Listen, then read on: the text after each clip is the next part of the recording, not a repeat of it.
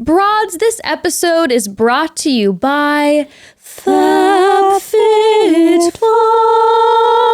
We sounded like angels. Absolute angels. Summer is here, basically. And if you're like me, it totally snuck up on you. That's why I've been anxiously awaiting my new summer FabFitFun box, because I know it has everything I need to have the greatest summer ever. FabFitFun is the only subscription box that's now 100% customizable for all members. And this box is focused on all things fun in the sun. That's right. You'll have access to products like trendy beach towels, wine chiller for the beach, watermelon setting spray, a portable Bluetooth speaker, and the list goes on. Literally everything I need. Everything. Order your summer box today. Sign up now. You can snag amazing products like the Society 6 wine chiller or the neoprene beach tote from Somersault when you customize. And don't forget to use coupon code CHATTY21. You're going to get $10 off your first box at www.fabfitfun.com. Plus, for a limited time only, annual members will receive an extra gift valued at $125 with their purchase while supplies last. That's coupon code CHATTY21 for $10 off your first box at www.fabfitfun.com. Woo! And welcome to another episode of Chatty Broads with Bekah and Jess.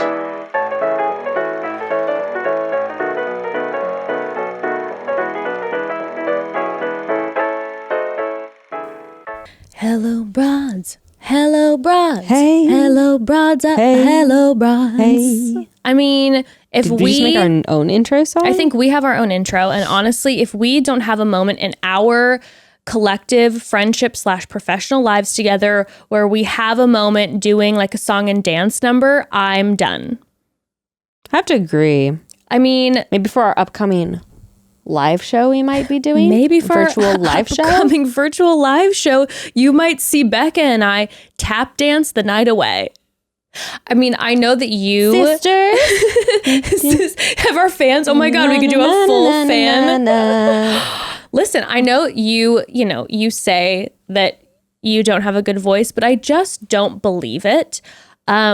I hear the tone. I hear the pitch. Look. I'm no Mariah Carey. Okay, well, but I'm also no Grayston Leonard. You're a nice in-between. Let's make it clear. All right. You're a solid in-between. You know, I could carry a tune. Yes. Given some rehearsals. I mean, you should see me putting on my kitchen performance of I Just Can't Wait to Be King from The Lion King lately. I believe it is riveting. It's so good. Me switching from Zazu to Simba back and forth is like... I can picture the tears coming down my face because I am so inspired. Yeah. And that's a lot of switch work. You know what I mean? It is. And then there's also Nala occasionally that pops in there for a line. True. You know? I feel like also some of these like old school Carol Burnett style songs don't really require crazy vocals. Oh, no, I can do that. I mean, I can do that. So I feel like we're just going to have to at some point. And like I said, my debut was the musical 101 Dalmatians, where I sang My Beautiful Coat of Black and White Fur when I was 10. So I can carry a number. Great. That sounded fantastic. Plus, if you do some sing talking, like I remember part of it was like, she'll walk down the street, they'll shout, hey, look at her. I can do that kind of thing. Like, oh my God. Should we do a show where we just do numbers from our favorite musicals and we play all the parts? Yes. We have... I'm trying to like any musical, even like Mamma Mia, you're not like belting. You're like, Mamma Mia, here we go again. You don't have to have a stellar voice. You just have to carry a tune. We're not we're not out here like we're not gonna go sing Memories. I mean, you can sing the part where she's like, yes, I've been broken hearted. I'll be in the back like, do it. Whatever. I mean, I can try. It's been a while since I've flexed the chops with some really big songs. Ooh, I'm ready. But, if we get a little vocal coaching in. Please do. And you hit them high notes. And then you can lead the dancing portion because that's not going to be my strong suit. Well, honey, I got news for you. I understand. But the great thing is that we could get a choreographer. You could get a choreographer. to choreograph a thing for each of us that complements each other but does not match. Yes, so we're it'll probably sisters, just not twins. Yes, and it'll probably just be a lot of box stepping for me. Yeah.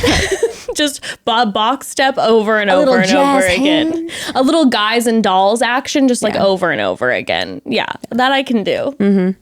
I don't know. I feel like it's some just fancy something. Stepping. You put a foot out. You do it. Yeah, extend the limbs, extend them. I think that any musical number suggestions, drop them in the comments. Feel free to let us know in the comments what you would like to see us perform. What is one of your favorite music? Like if you were to, what is one of your favorite musicals? This is a tough one for me. Let's narrow it down. Like the musicals that you that have the most songs in it that you would want to sing. Like, hey, if we were doing a performance. Cats. Shut the fuck up.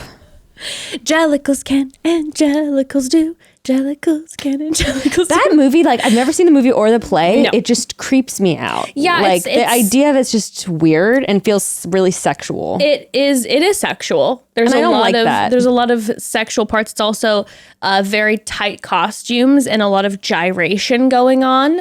I don't like that. A lot of group gyration. No, I don't.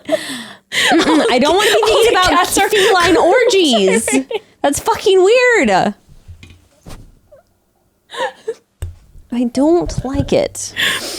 No, that actually is just like Embers, the musical that I Ember just know. wants to watch constantly. So it's sometimes the only. Oh yeah, it's still like it's not her now 24/7 go-to. But as far as musicals go, that's the thing that always has to be on. I remember one time when Grayston came over because he was recording and he walked in and it was like on loop and he's like, "How do you guys do it?" And I'm like, I don't know. Can barely function anymore. Am I creating this memory or did she watch the new one and was she scared of it? She hated it. Yeah, okay. That's It wasn't even a scared thing. She went to go see. She was like, "This is not Cats." She went to go see it with my mom. This is crazy. I guess this is right before the world shut down because she went to go see it with my mom. It was because of Cats. It was because of Cats that the world That was a shut curse. down. The Cats brought on the pandemic. Yeah, my mom took her to see it and she was not pleased because she's like, "This is not the musical I have been watching on my screen." And no, she was not into it. And she's like, "Why do they look so strange?" You know, because it's like on the Broadway musical, it's simply makeup, not CGI. That didn't need to happen. I wish that they just would have made it very like timeless with just makeup and like had it look kind of like how it used to be. Totally. And they don't even have to. Yeah, totally. You know? Okay, broads, let's take a quick pause from this and chat. There are 1,000,001 things that can get in the way of you having an amazing sex life, okay? Busy schedules, stress at work, hormonal changes, the list goes on. If you've never tried Omax O-Shot broads, we are about to change your life. You know, you've heard us talk about this. You know how big of fans we are. Omax O-Shot is the best way to put a boost back in the bedroom. I can speak from experience. This stuff is amazing. Oh, yeah. I mean, broads, if you're a new broad here, let me change your life, okay? Okay.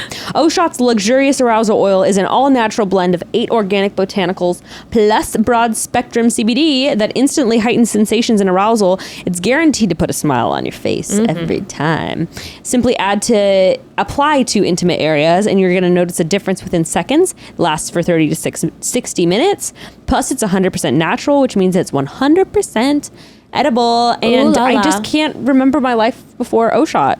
I know, I really can't. It's all that I use now. It's perfect for self-love or spicing up the bedroom with a partner. O-Shot is our secret weapon for all things sexy. And now O-Shot CBD is offering our listeners 20% off O-Shot. This discount also applies towards any product site-wide. Just go to oshotcbd.com today and enter code chatty. That's OSHOTCBD.com and enter code chatty to get 20% off O-Shot site-wide. Also, I just love, like, O-Shot, I feel like that'll be my go-to forever and ever. Like, I just keep getting more bottles of it, and I'm just like, why would I ever change something that works so well?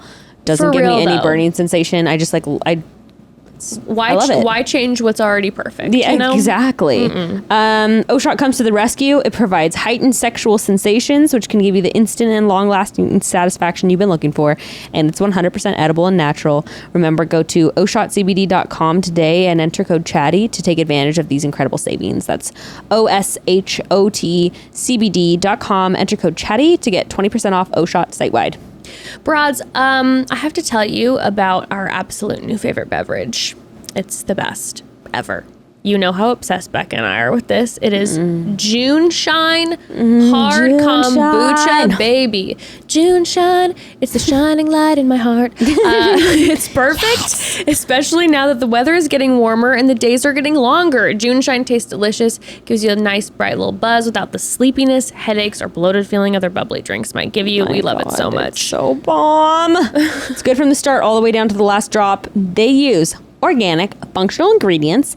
Every flavor is low in sugar, easy, which I love that because not only I try to keep my sugar low because I get all itchy when I have too much of it. Also, I feel like I get a worse hangover whenever I have a sugary drink. Oh, always. So that's why I love this. It's easy on the gut, it's gluten-free, and it's full of good-for-you probiotics. Woo. Other hard kombuchas on the market use black tea and sugar, but June Shine only uses the best ingredients like green tea and honey to sweeten their products. And trust me, the difference in the taste is huge. It's huge. If you invite me to a barbecue, a pool party, or a beach day, which, by the way, please do, there's a 100% chance I'm bringing a pack of June Shine because I'm a good friend, okay? Because I care about you. I won't be bringing it. I'll be hoarding it I'll be hoarding it. I will hope that you have it. I'll be pretending that I'm bringing it for you, but it's going to be for me. There's just no occasion that it doesn't work for. It's always a huge crowd pleaser, though, so just, be sure to bring double what you think you're going to need. Plus, I always feel good about purchasing June Shine because they're sustainably produced, and if you find yourself in a pinch, June Shine delivers nationwide, super fast, and hassle-free. Yeah, their breweries are solar powered. They plant trees for the boxes of their 6-packs. They donate 1% for the environmental causes. Wow. We worked out an exclusive deal for Chatty Broads listeners. 2 broads. You're going to receive 20% off plus free shipping site-wide. Everything on the site. We recommend trying one of their best-selling variety packs. It's a great way to try all their delicious flavors. Just go to JUNESHINE.com/chatty. June Shine can also be found in over 10,000 stores across the country, including Whole Foods, Safeway, Kroger, and Publix. The perfect example of one of actually my favorite Broadway musicals, believe it or not, is the perfect way to do it in a way that's not copying it and not doing a stupid version of it is The Lion King. I don't know if you've ever seen Lion King on Broadway. Absolutely incredible. Stellar. Absolutely incredible. The costumes, the wooden, it's art. It's pure art. Perfectly done. Yeah. And the musical numbers are just the right amount of deviation. And they're I love Lion King the musical. It's so good. It's one of those ones where it's like when you're going to Broadway and people are like, what are you going to go see? If you say The Lion King, they'll be like, okay. If they're highfalutin, they're a little bit interesting. You're like, no, this is incredible. Where they have the songs that are African chants and they're doing these sort of grassland, also, it's amazing. What's the main song? Oh my God, this is going to actually now make me crazy, but there's one of the main songs that I believe Mufasa sings first and then Simba sings later with Rafiki, but it's not in the Disney movie. Oh. And it's the song, when I hear it, if you were to turn it on right now, is it even thinking about it, my eyes are getting watery. Is it he lives in you? That's it. Hey, yeah, hey, yeah. Yeah. He lives in me. I have the immediate chills. He's watching over. Yeah. Everything we see. Yeah. That song is... No, that soundtrack is so fire. That song messes me up. Yeah, it's good. It's watery eyes. I can't handle it. Well, there's this one too where I don't even know what it's the Grasslands chant or something where it's dum dum dum amaye, and they're all doing these. Yeah, they kind of have it. I think in He Lives in You, they interweave it in and out. It's so good. It's so good. And Scar's musical number in it. Oh. When I was a kid, I memorized every single word, and I would make my brother and sister play the hyenas. Oh, for sure. And we'd be we were talking about this recently. And it seems like your powers of reflection are wet as a warthog's backside. But thick as you are. Pay attention. Oh, Scar is one of the best characters ever. Scar is hot. Yeah. Love. Definitely was attracted to Scar when I was a child. Interesting. Yeah. Not attracted, I just want to be him. I think maybe that's more what it was, but sometimes I mixed up my sexual attraction with who I wanted to be. Totally feel that. Yeah. My siblings would be acting like the hyenas on our fireplace mantle would be with their neck How fun memories when you're a parent and like you get to watch your kids be like a full song and dance troupe. Like you just get to be fully entertained. I will obviously be the lead and they will be the backup singers. Like you're like knocking Ruth and Frank out of the way and you're like, you're doing it wrong. In the kitchen. I love it because Ruth's eyes are just like always lit up and I'm always like, I'm gonna be a mighty king, and my arms are like, beast beware, and I'm going crazy. Oh, it's the best. It's the best stage of my life. Can I ask you something? What? Because this is a really embarrassing truth for me. I don't know if Ruth's quite at the age yet, but what is it? Sometimes when I all of a sudden remember a song, like a musical, and I'm like, oh my God. And I'm like, Ember, let's listen to it. And then I start performing it. Yeah. She'll be like, please stop. Because she wants me to be done. She's like bored with it and over it. And like, I won't stop. She'll be like, Mom, like, no. Okay, Mom, can we do something else? And I'll be like, give me 5 more minutes. Definitely. I already do that for sure. Where Ruth will be like, no. She'll be like, new one. And I'm like, no, honey, Mommy's having her moment. Let me finish out this number and then we can continue on. I'm just like, shut up, kid. Climb every mountain. Some of those, the Sound of Musical songs are. How do you solve the problem? Now that movie should have been in 2 parts. That should have been a part 1-er and a part 2-er. It was lengthy. I remember. But I liked it, actually. I liked it because I'd be like, wait, it's not over yet? That's right. There's a whole second part of the movie. The Captain. Sexy as fuck strumming on that guitar. Oh my. Just making eyes at Maria. Oh. Like, yeah, you may be the nanny and I'm going to fuck the shit out of you when we get married. What? Ding, ding, ding. kind of weird. Also, Edelweiss, very, very emotional song for my family because Edelweiss is the flower of Switzerland and my whole family is Swiss. So my grandpa used to sing it to me. Wow. And then I would watch the captain do it and be like, love when you sing it to me, Boppy, but when the captain sings it, I have emotions. I'm feeling some type of way, okay? I'm confused. Oh, yeah. With his whistle. You're like, you can whistle at me all day long, sir. Also, do you remember how old Liesl looked? She was supposed to be 16 and she looked like she was 25. I watched it the other day and I was like, damn. I thought I was going to look like that when I turned 16. I thought I was going to look like Liesl. Yeah, I remember the morning I turned 16 looking into the mirror and being like, you don't look like her. True terror. 16 going on 7. Oh, that would be actually a very weird one for us to do, but it would be fun. It would be fun. Rolf, is that the name of the guy? And I'll be Rolf. I mean, if you're sure, I would have no problem, spinning you around in a trellis surrounded by rain. I have to say Mamma Mia is one of my favorite soundtracks, though. Really? I know it's cliche. Mamma Mia, I don't know if it was because I wasn't raised with it, that I just never got into it. My mom kind of like fed me a lot of like the musicals that I was into. My mom fed me Mamma Mia. Okay. She did. Even though, like, again, with the Christian upbringing, my mom being like, I never actually saw the play. I just listened to the soundtrack. I'm like, this is literally about someone not knowing who their dad is because it could be 3 different guys she fucked in the same week. Okay. I mean, now I'm channeling that energy all day long, but like. Now that is who I am. I love how my parents would just make like little exceptions for music that they liked. It's like if they wanted it. Exactly. It was the same thing. It was like my mom was so into Phantom of the Opera, and now that when we were talking the other day about like the actual story, I'm like, that's horrifying. Okay, Phantom of the Opera, yeah, it's creepy as fuck. And that was like the musical that like I was raised with Phantom of the Opera, and like you're okay with that, but like I can't watch a PG movie. See, my mom thought Phantom of the Opera was creepy. Okay, yeah, this dude's weird. My mom, my middle name is Christine because of Phantom of the Opera. I would not peg your mother for that. Right? My mom was so I kind of musical. love that. So my dad and her, I wouldn't peg her into being like a huge Phantom fan.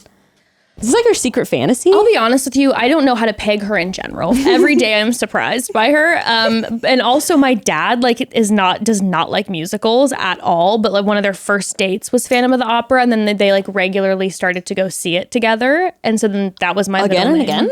Yeah, they just would see it over and over again. Do you think they role played that? Oh my God, Sorry. Probably. I mean, probably. Let's be honest. Even though I don't foresee them being into role play too much. They're both just a little bit too wound type, but maybe that's how they let loose. Yeah, I don't know. Girl, you don't know. It's true. I remember the day I found out that the strictest mother of all of our friends was like, and she was strict. Okay. Yeah. We were around a lot of strict people. This was next level. Apparently she was the role play queen. So I guess you never know. Never judge a book by its cover. That's very true. That's yeah. very No, true. Mama, actually, have you seen Mamma Mia the movie? Mm-mm. It's terrible, but it's really fun. Pierce Brosnan, isn't it, right? Yes. I believe so. And like Meryl Streep? Yes. It's like a huge... Yes. Okay. Do you like Meryl? I need worship. You feel apathetic towards Meryl Streep? No, I don't feel apathetic. I feel away. Okay. Oh It was after I watched this documentary. Oh my God, hot take on Meryl Streep. It was after I watched this documentary. Okay. In college, I had to read this play, Mother Courage. Are you about to ruin Meryl Streep for me? No. Okay. No. It's purely a matter of opinion. In college, I had to read this play, Mother Courage. Okay. And then I had to watch this documentary about behind the scenes of Meryl Streep playing the role of Mother Courage. Okay. And I was just like, I know this bitch is Meryl Streep. But one, the way she's playing this character is completely fucking wrong. And the way that she was talking about herself was just like, I am the vessel through which like Mother Courage comes kind of thing. And I was like, okay, you need to cool your jets, lady. Okay. So that just changed things for me. Where I was understand. like, Now you look at her, because I'll be honest with you. Whenever I think of Meryl Streep, my brain, and I don't know if I have any rhyme or reason for thinking this, I think humility. I'm like, oh, she is one of the greatest actresses of our time. Well, she is. Yeah, but then I also just picture her being so just like humble and like, and that's a no. No, Well, I did not get that impression. I was like, you are one of the greatest actresses of our time. You are. But you really believe it. And something about that just rubs me the wrong way, honey. Is there the Devil Wears Prada musical? No, but I was thinking The Devil Wears Prada because I was like, actually, I feel like Meryl Streep is closer to The Devil Wears Prada. Because I was going to say, if there version were of to Anna ever be Wintour. the Devil Wears Prada musical, playing Miranda Priestley would be my dream role. Oh my God, that should be a musical. It would be a great musical. Like all the different characters in it are All the different crazy like clothing numbers that they could do with like fashion. And like, yeah, like all them on a changing. revolving belt thing. Girl, you know I love in musicals a quick change. Oh my, yes. It wows the audience. The people love it. Yes. When you have a full reveal. Although I have some quick change horror stories from back in my day, let me tell you. When someone's making out with someone under the table and they're supposed to be your assistant getting you out of that back zipper. Oh my God. And everything. And I mean, honestly, the people in my theater troupe did not really take care of the clothing. And the smell of the clothes was sometimes was unbearable. Did I feel like I've told you about this, but I did ever tell you about how my high school theater teacher, shout out to Mrs. Kaler, was like a freak about theater, where she would be like, this play was written in 1967. Those cups, those are 1969. I remember you telling me about this, and She'll be like, put them back. I am obsessed with that. Yeah. If you're going to do it, the clothes. do it right. Same with the clothes. She was like, this kind of like sack dress was not in for another few years. That's not going to work. You know what? It's like, it's respecting the art form. It is. It's like, this needs to be time accurate. And it's imparting something to your students too. Yeah. To be like, exactly. Have pride in your respect. some goddamn respect for this craft. You call yourself musical theater students? You are not thespians. Speaking of prop people, my favorite follow on TikTok, I'm not like, for TikTok, I like to scroll, but I don't follow a lot of people. Jay Duckworth, he calls himself the prop master. And he said it's Jay Duckworth's Cabinet of Curiosities. And he is an older gentleman. I'm obsessed with him. That sounds so cool. And he has all his little TikToks pop up, and he'll be like, this is a candle that was used in the 1600s, and here are the purposes of it. And he like explains in how you can get like the certain type of wax on it if you're into props. And I don't do props, but it's fascinating to watch. And he is the loveliest character I've ever seen in my whole life. He's just full of joy, and he loves his props and timepieces so much. Do you ever think about in movies, like when you're watching, let's say like, I can't stop thinking about it now. Like, if you're at Aunt Patty's house in the movie and you've got like all this shit piled up on the counter and like these things on the fridge, and you think about someone having to place every single one of those. I have I don't often, but when I suddenly do, my admiration, when I would do theater, my admiration for the props team was through the roof. And I feel like that's like a craft that does not get credit. And it is so, like, the details and the artistry. No, I'd be interested to talk to somebody actually in the industry, because I'm curious like, do they just like pick someone's house to like go into and like kind of leave all the shit on the counter the way it is? Like if they have, because like interesting. Gray's parents' house is actually getting scouted for Jordan Peele's second movie. Oh, wow. What was it? The one, Jordan Peele's first movie was Get Out, yeah, right? the second one was the one where they have the twins, like the people that look just like them. Oh, I don't know. You didn't see that one? I don't think so. Can't remember what it was called. Anyway, it was getting scouted for that, and I like wonder in that case, like, would they, you know, put everything in the cabinets and closets, or would they be like, you know, let's leave out the toaster with the bread piled on top with the vitamins on the counter with the, you know? I bet that they look for that maybe when they're scouting. We've had at our old home, we lived on a street that was like, we didn't know this when we moved in, that was infamous for being shot on. Oh. So they'd shoot TV shows all the time on our street. It looked like a homey home. Yeah, it was like this little street that was it was very like trees and old school, and it looked very like quaint, which in the area in LA where we were, it was kind of this random street that looked that way, where the houses weren't like gigantic. You know what I mean? So that it was sometimes the most annoying, because sometimes they would be like, we're shooting on your street. Yeah, we're taking up the entire street. And you can't drive up and down your street for 4 days. Yeah. And you get nothing. Yeah. And you're like, what the fuck? Oh, yeah. And I had an infant at the time. Yeah, so I'm how like, can they even do that? I don't understand. But every once in a while, you'd luck out and they would decide to, you know, use your side yard for craft services, or even better, your home. Mm-mm. And that is a lucrative business, my friends, because they pay well. And if it means where you're like, okay, like I just got to get in a hotel for a couple days. Now, unfortunately for us, they would only use our side for craft services, so we wouldn't get paid the same amount. And so then I would just be like in the house. I'd be in the house breastfeeding Ember, looking through the window at like Ray Romano, and I'd be like, hello. Hello. Cookies? Notice me, I'm a star. Just like randomly walk out and be like, drop something really dramatically and be like, oh my goodness. Looking for any extras? But they did try they almost used our house one time. They used our neighbors instead. But it was gonna be like, I was like, this is crazy, the amount of money that goes into. I wonder how much they shift around. Like when they told us that they were going to with ours, and I don't know if it's, we're gonna have to bulldoze it for the scene. It was also a little bit offensive where I'm like, okay, like, are you really shaming my interior decorating that much? But they're like, we're gonna have to, if we use your home, we're gonna have to move out literally everything. So it was gonna be a whole drama. I bet they don't move it back in right either. Or maybe they do. I don't think so. They're like, here, we'll take pictures so you can remember where everything goes. And that was something to consider. And that's maybe why we lost it, because I made Evan try to upsell them. So I was like, Evan, tell them that you have an infant and that like, when they come in, they're going to have to like really make sure that everything is brought back perfectly and we're not going to have to worry about it. And they probably were like, this bitch is really demanding for someone getting... We'll find someone without a baby, actually. Free money. Pretty much getting free cash. Like, I'll just go stay at a hotel for a couple days. That is a lot, like, though, especially if you do have to put everything back. And you know how people handle stuff that's not theirs, you know, like it just granted, all of our stuff was shit. And so if they would have, you know, dinged something, it would have been you need to like, reimburse us now. And this couch was $1,300. I put this together by hand. It cost $150. I've had it for 5 years since college. But the labor and sentimentality, I would say it's like $1,400. But this night table means everything to me. So if you damage it, you will pay double because of emotional costs. Perfect. There we go. Boom.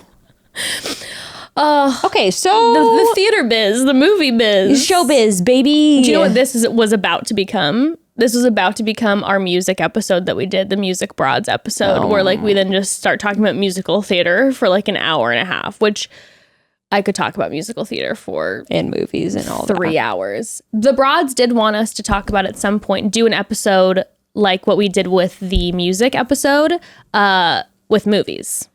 Well, I don't know about you, but I'm not a huge movie buff. I've watched a movie or two in my life. I've watched 1 or 3.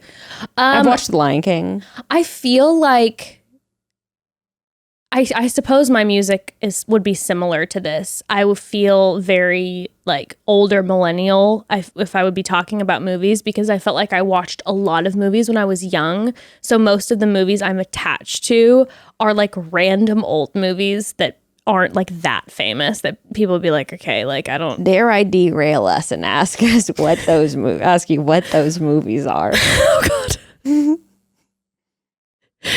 Sure. What movies were they? So for me, Harrison Ford was the apple of my eye. King. So as soon as I saw him in Star Wars, I thought I must watch him in Indiana Jones. Watch this and everything, which is also how I interacted with Richard Gere. As soon as I saw Richard Gere, I was like, Major Daddy, and I now must watch everything. There was a movie called Regarding Henry. Never heard of that in my life. With Harrison Ford. Now, there's sometimes these moments where I think about some of these old movies and I question if they'd be problematic when I that was like Blade Runner. them. I was watching that and I was like, oh, this is sexual assault. Yeah, exactly, stuff like exactly. And I'm like, and if you wouldn't have brought that up, I haven't seen Blade Runner in so long that I'd be like, I loved Blade Runner, but like now if I rewatched it, I'd be like, it's a good movie, but you're like, this is not with the times. Well, Regarding Henry was a movie about, oh gosh, it was really emotional, and it wasn't one of Harrison Ford's big movies, but his acting was fantastic in it. Wow, I'm gonna Google it. So in the movie, this happens in the first 5 minutes. So this is, okay. Spoiler alert. Spoiler alert. He is a uptight businessman who's like having affairs on his wife and like isn't present for his kids. Big time lawyer, I think. And he's very unlikable. And he ends up getting Annette Bening. Interesting. Yeah, and he ends up getting in a tragic accident, or maybe it was an assault.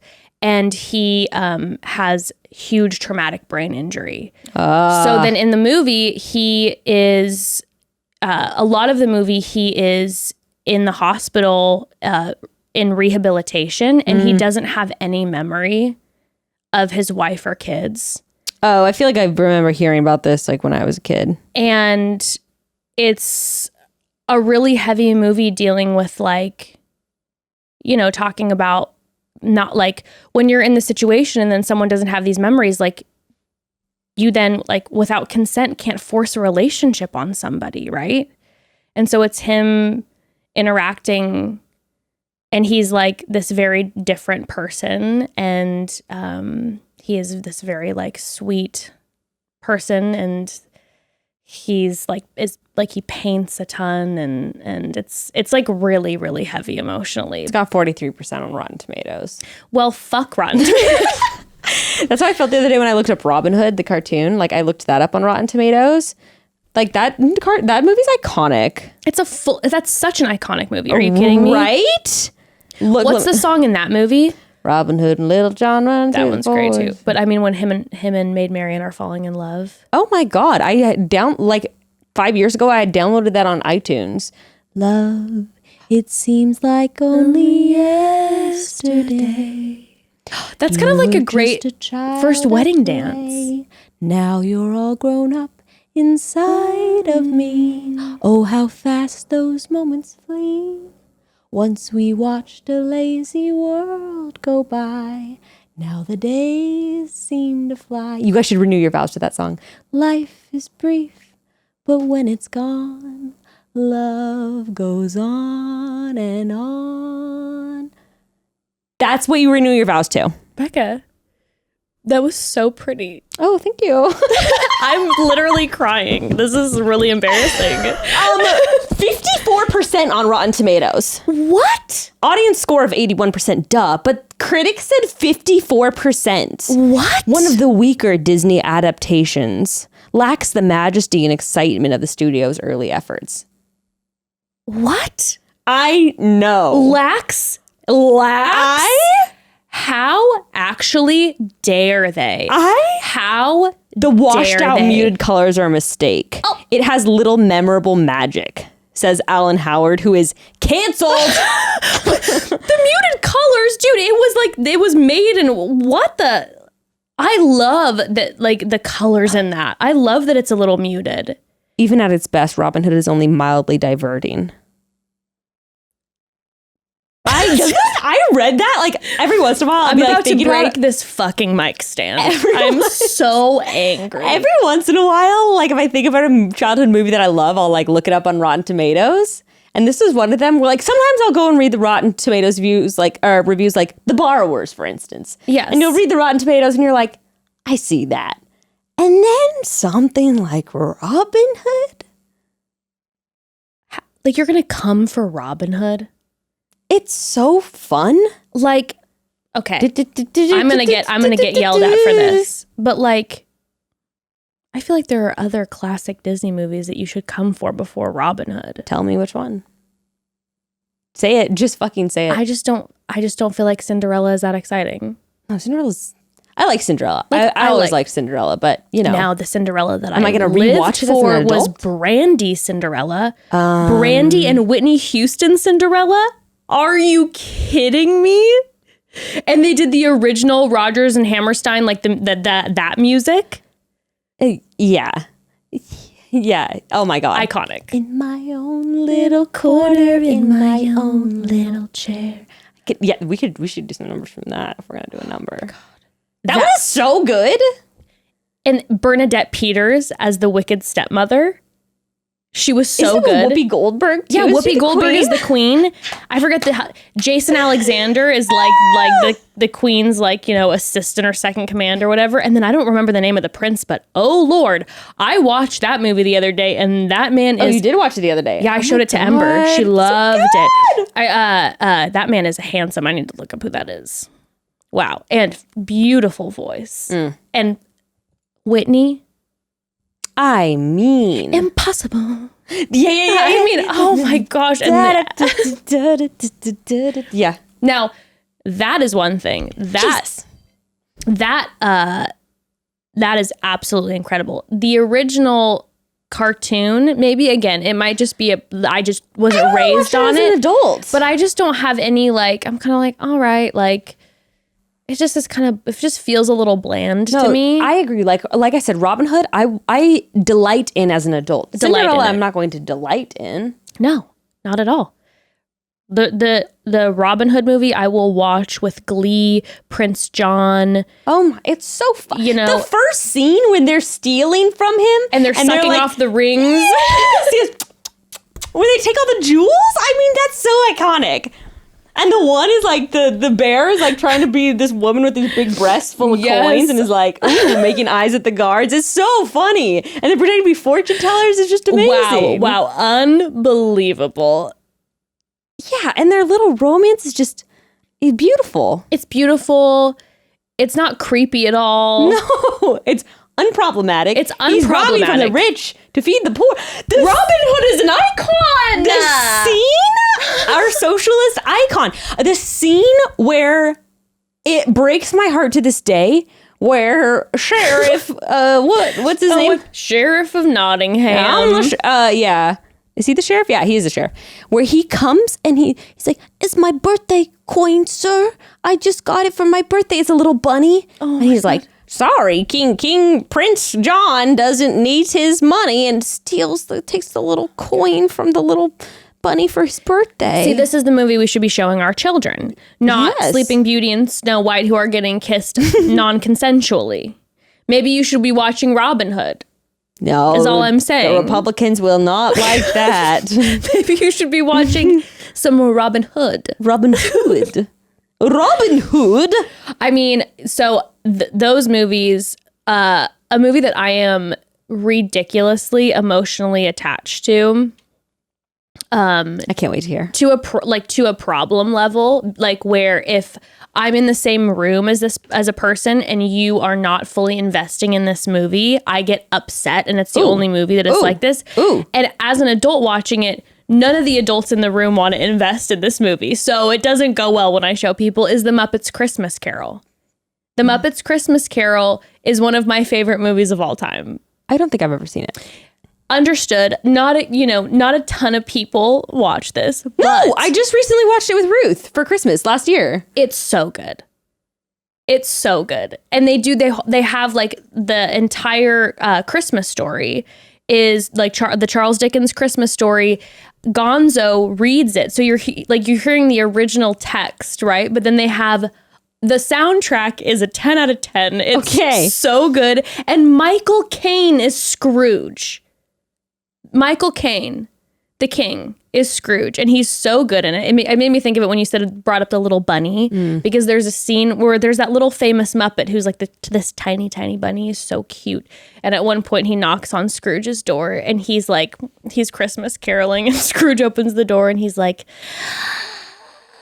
"Good King Wenceslas looked around on the feast of Stephen when the snow lay round about deep and crisp and even." And then Scrooge kicks snow on him, and he's under, and he's like, "Oh," and it's so sad, and he runs away, and Gonzo pops in, and he's like, "He had a cold heart, Scrooge."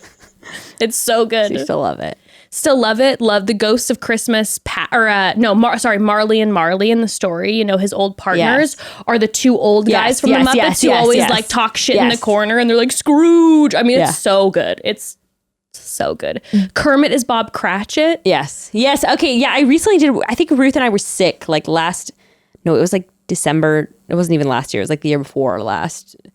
So I wasn't fully paying attention. But you know what? I will reinvest this Christmas. Again, it's one of those movies where it's I understand if as an adult you rewatch it and you're kind of don't get what you got here. But for some reason, that movie, it's also because I we'll read the book every Christmas time. It's my tradition. And then I love the movie attached to it. And I made Evan watch it when we first got married, and he fell asleep 2 minutes in.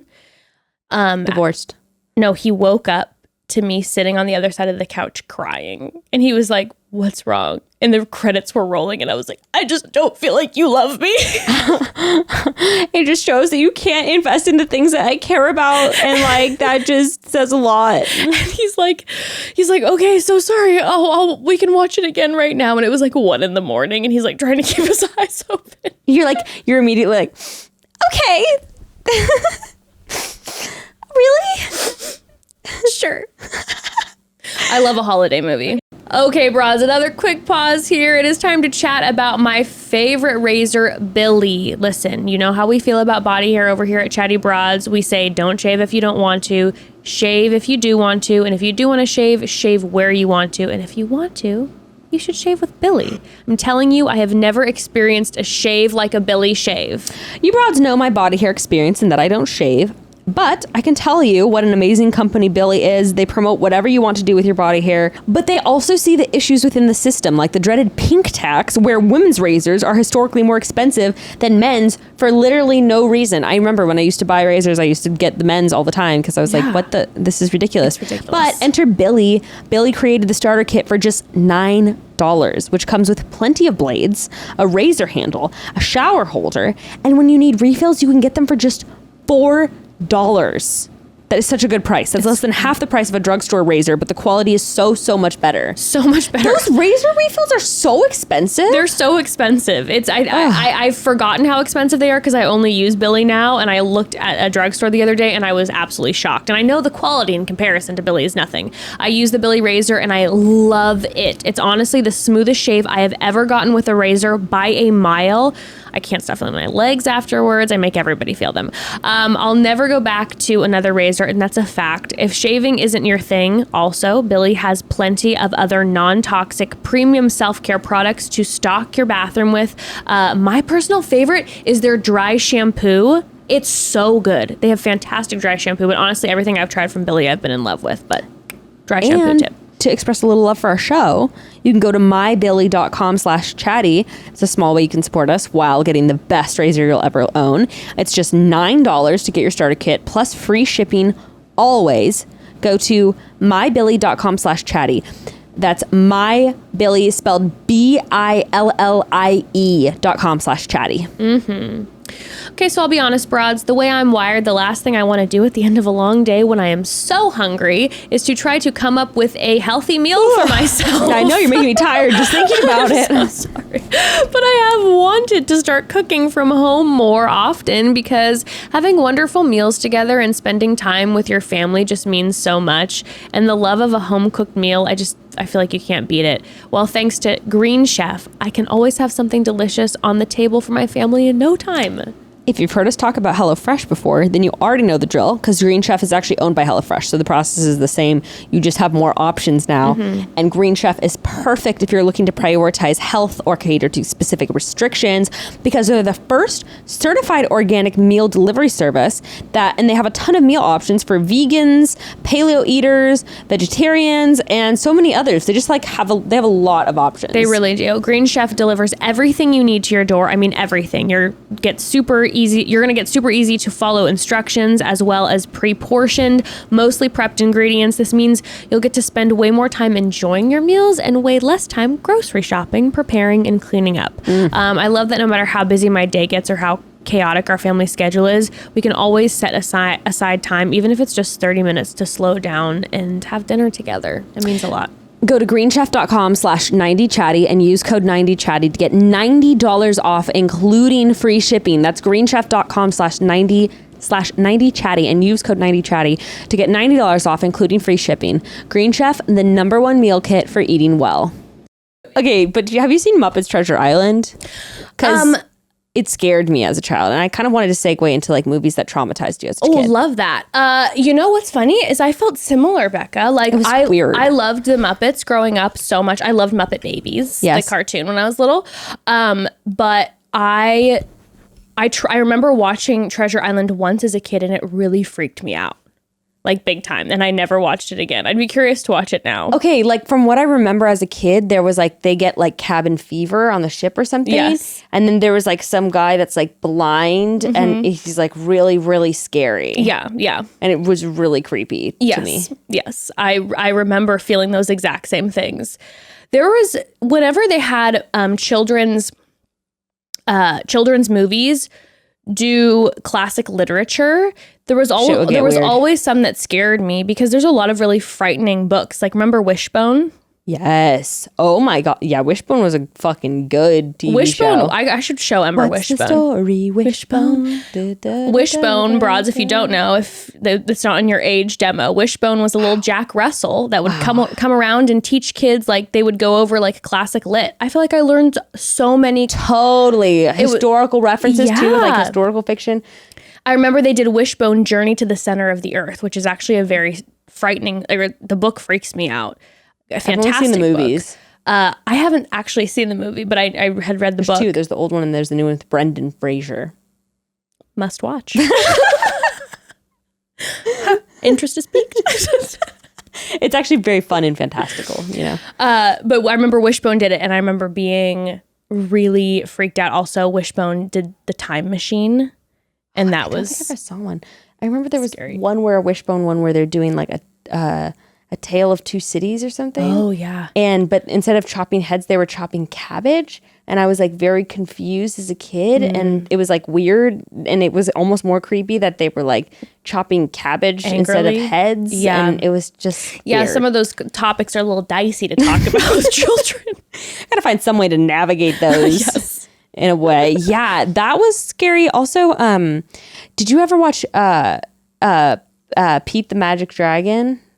I saw Pete the Magic Dragon one time and it scared me half to death. The scary family members, like the creepy, whoever they were, aunts, uncles, whatever. Yes. I was like, honestly, I feel like I could watch it now and I'd be like, this feels like a horror movie to me. My little brother would wake up in the middle of the night crying because of those characters. Like the Magic Dragon. He like thought they were going to come get him. It was really scary. Some of those old, like, what is it? Chitty Chitty Bang Bang. I feel like there are really creepy parts of that I don't quite remember. Oh, no, the child catcher is... Oh, that's what it is. Yeah, no. But then there's also like a creepy musical number where like the queen is kind of trying to kill the king and it's like, my little like lollipop or something. And it's like, then she's like, he's trying to like kill her through the whole time. It's weird. The child catcher is certifiably one of the most traumatizing things out of any children's film ever. He's like a long nose. He's like, children, come get the candy, children. And then gets them in a cage and takes them from their parents. I mean, it's so scary. How is this allowed? Like, how is this? I think they were trying to teach children not to take candy from strangers. I understand that. You know, speaking of, quick diversion, is that Ember, for the first time, she came home from school a couple days ago and she said, I won't say their names, the children, but I'll change their names. She said, Samantha, who's one of her good friends, she's like, Mommy, today Samantha was trying to escape the school. I'm like, oh, what do you mean, Ember? And she was like, Samantha and Natasha were trying to find a key from the teachers because they said they wanted to leave the school. And I'm like, why did they want to leave the school? She's like, because they just want to leave. They're done with school. They want to be done. Badasses. And I'm like, I'm laughing to myself, like, okay, like it's kind of this fun little kids game. And she goes, and then Natasha found one of the keys. It was the sunflower key. And we went to the gate and we tried to put it into the keyhole and it fit, but it wouldn't turn. And I'm like, oh, wait, oh my God. And I know exactly like what gate she's talking about. And I know like the teachers are watching and all that, but it's just more the concept that I was like, Ember, what did you say to Samantha and Natasha about? Stop, this is making me feel unsafe. Yeah, and then she said, and I was just asking her, I was like, well, did you want to also leave the school? And she goes, no. I'm like, did you tell them how you felt? She's like, yeah, I told them that we can't leave the school because what if we can't find our mommies and daddies afterwards? And I was like, smart. Yes. Okay. Yes. And I'm like, I said, if they would have gotten out, would you have if they would have gotten out, would you have followed them? Or do you think you would have stayed inside? And she's like, no, I would have stayed inside. I'm like, I think that that's a great choice. I said, and then I was explaining. Fuck them. Fuck Samantha and Natasha, bro. Peace out. But I'm like, okay. I'm like, Ember, let's talk about, because I'm like, I had never really had that conversation before. There are scary people in the world that might want to do bad things to you. I all of a sudden realized that I hadn't had this conversation. I'm like, how am I supposed to have this conversation? Like, this feels so frightening and I don't want to scare her, but I also want her to like be prepared. And so I was like talking to her about like, if any of the kids were to ever get out, I'm like, I said, you have to go tell one of the teachers. And we were talking about 911 and all that type of stuff. And then I brought up them, there being scary people and she heard me. And then after a few minutes, she was like, can we be done talking about this? I'm kind of freaked out. And I said, yeah, sweetheart. I'm like, we're good. I said, you understand what mommy's saying. I said, I just want to make sure that you know, because, we have to be safe and all this stuff. So yesterday she tells me, I'm like out of nowhere. She goes, guess what? I told Samantha and Natasha that they cannot try to escape. Because I told her this. I said, Ember, I'm like, mommy is having private conversation with you. I said, it's Natasha and Samantha's mommy and daddy's responsibility to talk to them about some of those things that are a little frightening. I said, so let's not go to school and talk about people taking children is basically what I'm trying to get at. I'm like, but what you can say to them is that if they get out of the school, their mommies and daddies, how will they be able to find their mommies and daddies and it's not safe and talk about that. Yeah. And so Ember said, I told Natasha and Samantha that they cannot leave the school and try to escape because they could lose their mommies and daddies. And I said, what did Samantha say? And she said, Samantha said, doesn't matter. We got to get out of here.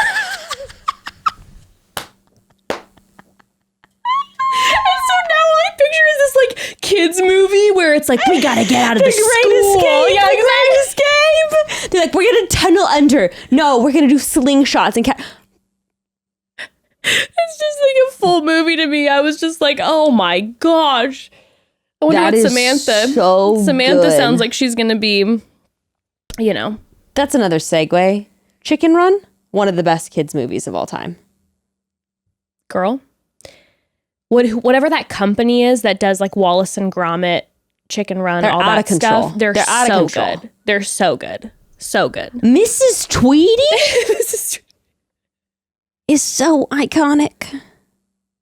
Mr. So Tweety.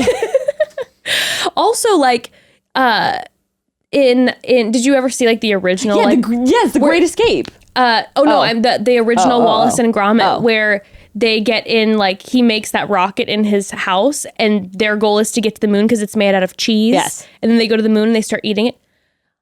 It's 30 minutes? The most relaxing thing you'll ever watch. It's one of those things like sometimes I think about it, I'm like, maybe I should just turn it on and try to fall asleep because it is the whole thing is so quiet. And it's just like the claymation is so beautiful and their little accents. But have you ever seen the original Great Escape? A long time ago. Because watching that movie and like putting the connection, every single reference of Chicken Run. Yeah. About how Chicken Run is just chickens trying to escape like these prisoners of war. It's amazing. Oh my God. I mean, it's amazing. I gotta rewatch. Those movies were so good. So good. One movie that's really stood the test of time in terms of musicals is Singing in the Rain. I showed Gray that for the first time last year. He was like, this is just amazing. You know, I saw like a couple, probably like 20 minutes of it in a hotel a few months ago. And I remember, no, I've seen it many times before, but it had been a long time since I'd watched it. And I remember, and I'm watching it, it was just like, wow, like the way that they had the sets and everything is just so beautiful. Like the musical sequence where it's like, gotta dance. And he's like running through all these different sets. It's like 10-minute long, or maybe 15-minute long. Yeah, it's long. It's the best. Gotta dance. And then there's like this one scene where me and my sister were obsessed with it, where it was like, the springtime woman is whatever. And it would be like this woman, they were like in these little tableaus of these women, all these crazy outfits from like the 50s. Anyway. What's a romantic movie you enjoy? Like, what's a romantic movie that like, makes you feel all the tingles inside? I'll really have to think about that one, and I'm sure it'll come to me. Can you tell yours? I have a few. Okay. One of my favorite romantic like comedy movies is Runaway Bride. I love Runaway Bride. I love Julia Roberts so much, and her. I feel like I've ever seen that one like front to end. I feel like it holds up. I saw it recently, and her Julia Roberts and Richard Gere's chemistry, obviously Pretty Woman, like their chemistry is through the roof. But it's one of those movies that like the music is so good. It's like Hall & Oates, a lot of like that, and it feels good and it feels happy and warm. Obviously, there's some rough parts in it, but I like their banter. We love a New Yorker, and he's like rough New York journalist, and she's just kind of like, has her hardware store and is like the beautiful girl in like the small town, and it's just it's a good one. Now, one of my favorite romance ones, which is we don't need to even dive into it, we've talked about it a million times, but That Thing You Do is actually one of my favorite like romance stories. We'll just make this very clear, Broad. Best movie ever. And my other favorite, which is, the thing is like two of my favorite romance movies that immediately come to mind are just two of my favorite movies in general that aren't really categorized as romantic movies. No, but you like feel That Thing You Do and Parent Trap were two of my favorite, like the romance. I loved the romance between the two in the Parent Trap. And when there's like this scene where like they're in the cellar or something. Are we talking the original Parent Trap or the Lindsay Lohan Lindsay version? Lohan. Okay. I'm talking Lindsay Lohan with oh God, what is his Dennis Quaid and what's her name? R.I.P. Natasha. She passed away. Oh, was that Liam Neeson's wife? Yes. Oh gosh, that was so tragic. Natasha. I always forget her last name. Anyway, I think it was Natasha. Wow, oh my goodness. But yeah, it was the two of them, and there's this scene where she's they're in the wine cellar, and they just like want to kiss, but then they're both like he's with someone else, but then they have all this romance from years and years gone by. It's just so romantic to me. Oh my goodness. And in the end, where they show up in London and whatever, I love their romance story. It feels so real to me. Yeah. And maybe it's because I connected with it as a child, and I'm like, oh my God, if my parents ever split up, like they would come back together or something. But I love my parents didn't get divorced. I feel like it is true though. I feel like some of those romantic movies that hit you the hardest aren't ones that are intentionally that way. Yeah. Maybe sometimes those ones feel a little more real. Yeah. Just because it's like a part of the story, but not the entire story. Did you ever watch Fiddler on the Roof? Loved. Can I tell you something? Oh, gosh, I'm about to reveal this is going to be... What? Oh, well, whatever. What? Someone might be able to place who this person I'm talking about is. The reason that I like fell for this one guy in college, and it was like when Evan and I were kind of on the tail end, we were like fighting a lot, and then I saw this guy, and he was in Fiddler on the Roof at school, and is it Tevye? Yes. He played Tevye. Obviously not a sexy role, sure, but he like I'll show you a clip later of him because it's still around. He he was Tevye. Like he was so, you know, when you see someone doing what they do so well that you are like radically turned on. Yeah. And it's like, wow, regardless of what you do, even if like I was watching some guy at the beach the other day, you know, making sandcastles, and he was so good at what he did. It was beautiful to watch. It was like, you're good at making sandcastles. You're seeing someone like in their flow, right? Even if they're unicycling or making sandcastles or doing like whatever the fuck you're doing, it's like you're doing it well. You're doing like it so well. And I saw him in this play and I was just like, who is that? And I like locked in, and then I had like this crush on him from afar because it was like talent.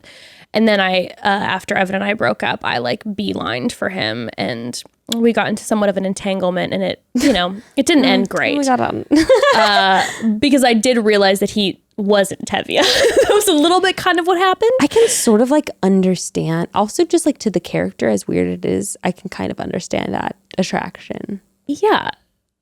Yeah. Is that weird? I love like that. I love that movie so much. That is one where I try to get Gray to watch it, and then we had to go to bed like halfway through it, and he's never actually finished it. I'm like, you're just like, you don't love me.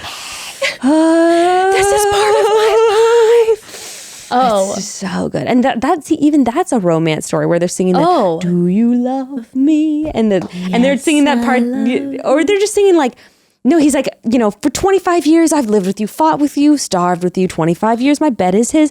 And then she's like, wait, if that's not love, what is? Oh my, you're giving me chills watching the guy that I liked singing that song. I remember just being like, yeah, it was. Like as an adult, you appreciate it. You're like, wow, it's about like this couple like in an arranged marriage who now after all these years they've spent together, they realize, I suppose I do love you. Oh. And I love you too. And like, makes me emotional. I just love it. Sunrise, sunset. Like, I mean. Yeah, that one hits different as your kids grow up. Is this a little boy I carried? Is this the little girl at play? I don't remember growing older. When did they? What a line. What a line. What a line. Yeah, no, that movie definitely I watched a lot as a child. And Roman Holiday is a amazing romance movie. Roman Holiday is an absolutely fantastic romantic movie. So crushing too, like the end. It's just like about a whirlwind, just a romance in a day. It's just it's just so visually stimulating too. Like it's so, you know, it's black and white. It doesn't even matter. It's like there's like all the different like locations that they're at and the scenes and the clothes. All the clothes in some of those old-timey movies, I just like drool over. I'm not normally one to be like, oh, I only watch the classics. But have you seen Cat on a Hot Tin Roof? I don't know if I've seen the whole thing through. Oh, it's so good.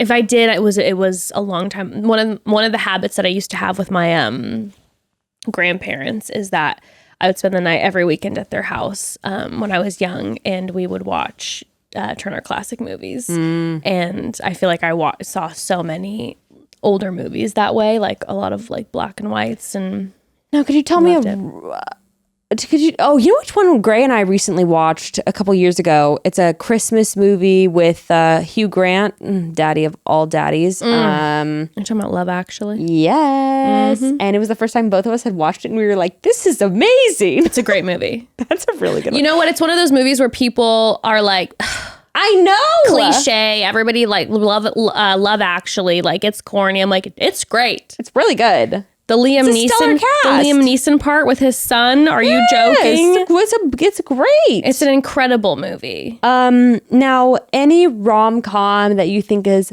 vastly overrated? Okay. Oh boy. Here it comes. It comes.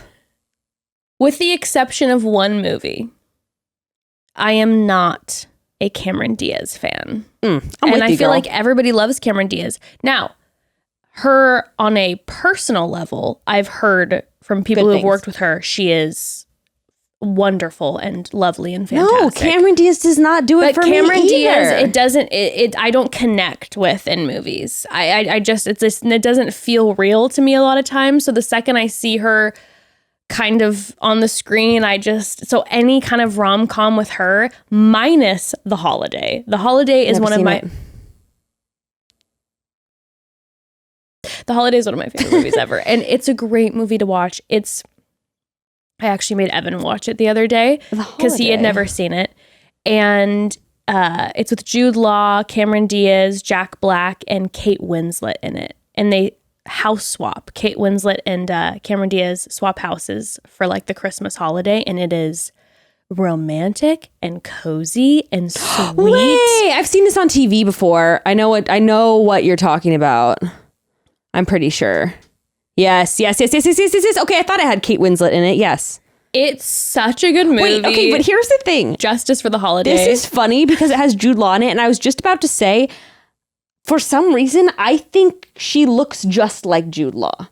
For real? Bizarrely, sometimes when she makes certain facial expressions, I think she looks just like him. Well, they have a moment in this. Well, yes, I know. I just looked up the movie and I just saw that and I was like, well, that's the funny thing is that their siblings are dating. To me, looks a lot like Jude Law. That's so funny. I mean, can you kind of understand? Yeah, I can kind of see it. Yeah, actually, like I kind of eyes can. And kind of the face structure. Like, look at their eyes. Look at their eyes. They do have very similar eyes. I had a dream last night that was really weird involving Jude Law, where he was this restaurant owner, and Grayston and I were both in this like toxic relationship with him. It was very weird. Did you recently watch a Jude Law movie? No. And now like I really feel like I know him intimately after this really weird dream. But yeah, we were both like in a toxic relationship with him where we were both like kind of enamored with him. Gray and I both were. There was nothing actually sexual happening, but we were both like enamored with him. And then we were like in his restaurant and he was just like being super manipulative, but he was sort of this like grandiose kind of like figure who like commanded this like French restaurant that he owned, and he was like a chef, but he just, you know, we were, it was very toxic. Oh my God. It felt like a movie that I was in my dream. Maybe that was the universe like giving you a movie. I mean, and they I were like, cast Jude Law in it. I think that he would be perfect playing like this kind of toxic, semi-abusive, like hot as fuck French restaurant owner. Yes, 1000%. Have you seen the show The Young Pope? No, but I think I would like it.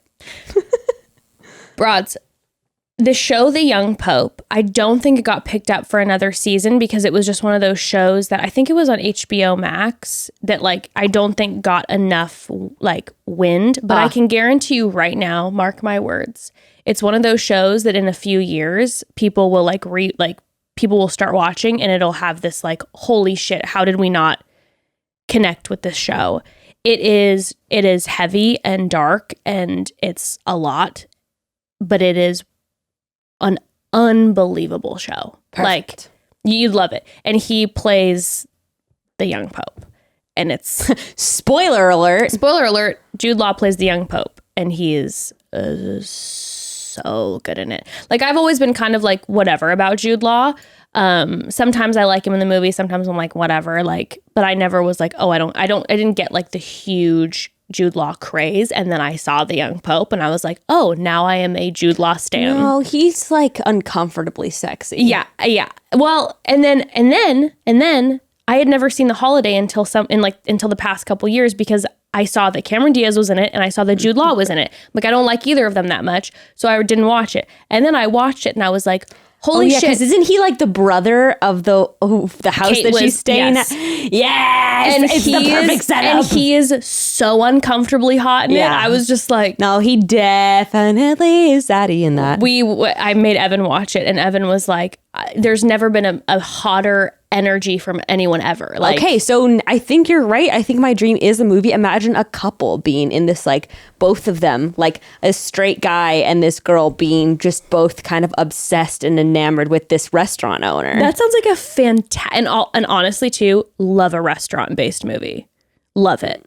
And he has this passion for his food, and and he is this very kind of like toxic genius kind of person, and he has this like passion for the food, and I'm imagining the cinematography, like the shots would just be like stunning with like a lot of like classical music behind it, and like it's just like sexy and dark and like ooh, I like it. I think that was the universe really gifting that to you, and the universe cast Jude Law for you. You didn't even have to try to figure out the cast it for you.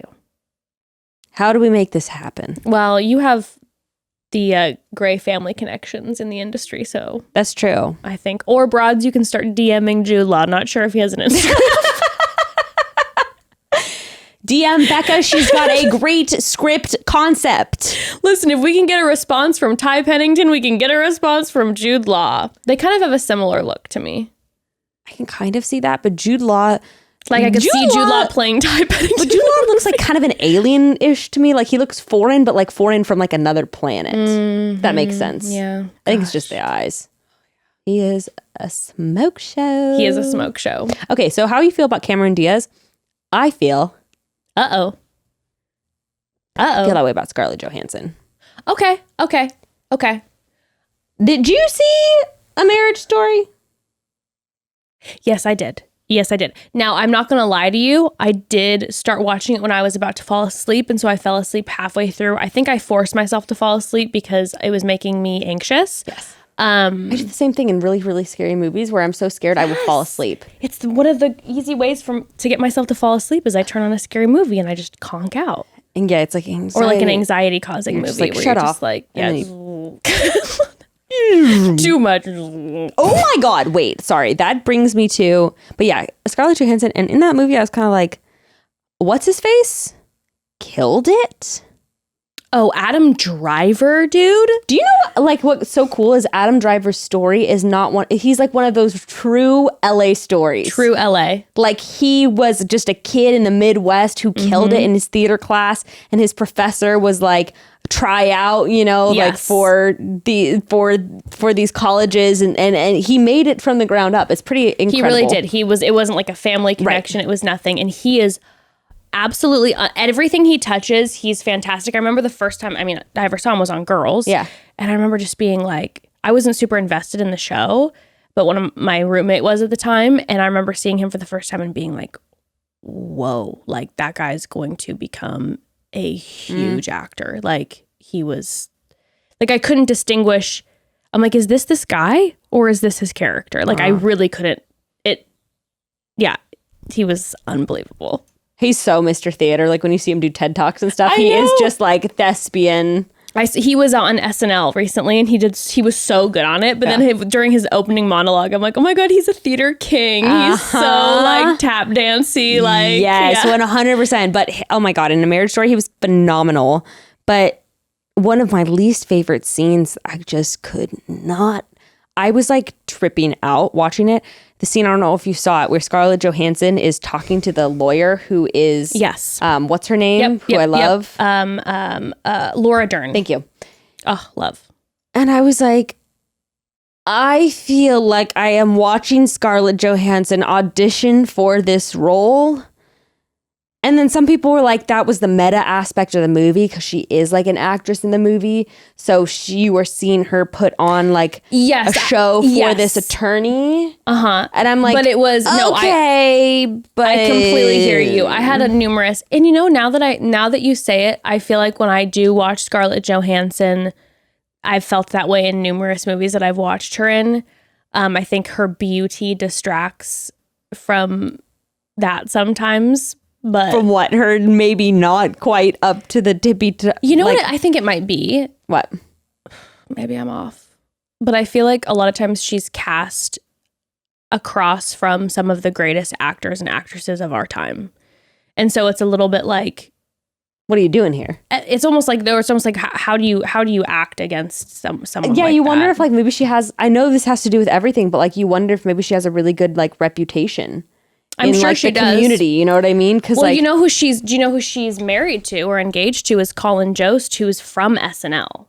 Now, I didn't know that. Yeah. Now, in Under the Skin, which is the movie that I recommend no one to watch, she actually is quite good in that. I feel like she's one of those ones that that I've seen a few performances where I'm like, you know where she was, I think she was very good in the Scandalation role of He's Just Not That Into You. Remember that? When Bradley Cooper is married. I don't remember and this. she's like the other woman in it, and they're like hooking up in his office, and his wife is like knocking on the door to like try to help their marriage. those scenes give me a lot of anxiety. They felt really real, and I felt like she like killed that role. Oh, yeah. Well, this is the thing. She's good at playing like aliens or like robots, because she's also like the voice in Her with Joaquin Phoenix. Wow. And she really, and similarly with Under the Skin, she's really good at playing these sci-fi roles where she's not fully human. I mean, what facts on facts, facts on facts. All that I see, like the only thing I see now when I see Scarlett Johansson is I am a fan of a comedian named Annie Letterman. Annie Letterman, fantastic comedian. Looks identical to Scarlett Johansson, and it's literally now because I regularly watch Annie Letterman stuff. All of that I see is Scarlett Johansson, or all that I think about when I watch Scarlett Johansson in a movie. I've seen this girl is I'm before. like, oh, it's Annie Letterman. That's so funny. I can totally see that. They look like sisters for sure. She would be great on the podcast, by the way. Broads, hit her up. She'd be hilarious. I think she's a Bachelor watcher too. It's like this lip and like, no, I don't know, construction of like this part of her face is like so Scarlett Johansson. Yeah. Interesting. Yeah. Trying to think what else. I definitely also have some really like guilty pleasures. Like, bring on the guilty pleasures. Like, I love stupid shit sometimes, like Failure to Launch. Don't get me started. If it's on TV, everything stops and I watch it. And that's the only time that I'll watch it. Like, I'll never, like, I don't go looking for Failure to Launch because I'm like, Jessica, you're above this, right? And then it comes on TV and I'm just like, stop everything. And I love that movie. And it's got Zooey Deschanel in it. And it's also got what's-his-face from National Treasure, which is one of the best movies Justin ever. Bartha. He's, talk about hottie. Like casual hottie. Like, you're like, he always plays this like nerd role and I'm like, And he's so sexy because you're like, oh, he's the guy in the friend group that you'd be like, I want to hook up with him. Just be like, yeah, everyone's kind of like, you see people like friend zone him a lot and you're just right, like, because they're going for Matthew McConaughey, and meanwhile you're like, I'm going that direction. Straight to Justin Bartha. Only reason I watched National Treasure was for Justin Bartha, because you know my passionate hatred of Nick Cage. So I was like, I'm not watching National Treasure. And then my roommate was like, Justin Bartha's in it. And I was like, I'm watching National Treasure now. National Treasure is so fucking good. I learned so much about history. It actually was a really good movie. Even though I can't stand Nick Cage, I watched it with pleasure. And also, who's the bad guy in it? I forget. He's I gotta look it up. But anyway, that movie is like, I learned so. One if by land, two if by sea, one lantern. I'm like, okay, so the British came by land. I can remember that, you know. The Declaration of Independence. We're gonna steal the Declaration of Independence. No, that's the Failure to Launch is a guilty pleasure. I don't know if this is considered a guilty pleasure, but it is one of my favorite movies of all time. Is How to Lose a Guy in 10 Days. Yeah, that's a good one. Matthew McConaughey. Love How to Lose a Guy in 10 Days. Matthew McConaughey is zaddy as fuck. I mean, he's cliche in all the right ways. Have you seen Mud? No. It's like one of his serious roles, and it is so good. So good. What is that about? It's kind of like a Mud. It's like a Mississippi fugitive movie. Okay. And it involves him and like a younger boy. Yes. Oh my God. It's really good. Yes. And it's also like one of those movies too, where it's like the score for the movie and the cinematography, but like Matthew McConaughey's acting in it is like unbelievable. I remember when Matthew McConaughey shifted from being Mr. like rom-com guy. One of the first rom-coms I ever saw him in was The Wedding Planner with J-Lo. I do not like J-Lo's acting. It's horrible. She's one where she pulls on my heartstrings with the acting. Oh. I watch it and I'm like, I don't feel like this is great, but I just love these movies. Love Wedding Planner. Like, I mean, what was the other one of hers that I loved so much? But yeah, I loved all those. But I remember when Matthew McConaughey shifted and he went from like only doing rom-coms to then doing these like intense, serious like Dallas movies. Buyers Club or Interstellar. Even like Lincoln Lawyer, it was like way more of like a serious movie. And and I was unlike like dang. Fool's Gold. Broads, I bet we could get Matthew McConaughey on the show because he's been doing the podcast circuit He is. I've listened to him on like 2 different podcasts already. He's done like 17 podcasts in the past couple months because he's promoting his book. I feel like we could get him on the podcast. I think, honestly, I would be kind of starstruck. I would be super awkward, and Did you watch Sahara? That was like a terrible movie that we used to watch all the time as a kid. Yep. That was another TV one for me. That one really scared me about like toxic waste. That was scary. Oh yeah. Anyway, The Mummy used to scare me. The Mummy scared the shit out of me. It was Sahara Mummy, my brain. But I feel like we could get Matthew McConaughey on, honestly, and because he's not associated with The Bachelor. Okay, one of my favorite roles he's in is actually, did you ever see Bernie starring Jack Black? I didn't. Oh my God. It's with Shirley MacLaine, Jack Black, Matthew McConaughey. And it's about Love all these actors. It's a true story. Broads, if you're going to watch any movie from this, please watch Bernie. It's set as a mockumentary. Okay. But it's about a real thing that happened where this guy who was a makeup, like a mortician, who was like living in the small southern town, who was maybe closeted gay. His name was Bernie, a really sweet guy. Everyone in the community loved him, became like an assistant to this older bitchy woman in the town. And he did everything for her. They would go on vacation together, all of this. And then one day he snapped and he shot her and then hid her in the deep freezer of her house because he panicked and didn't know what to do. Oh my God. Yes. Oh my God. And then he kept pretending for like 9 months that like she was still alive. She was just ill because he just didn't know what to do.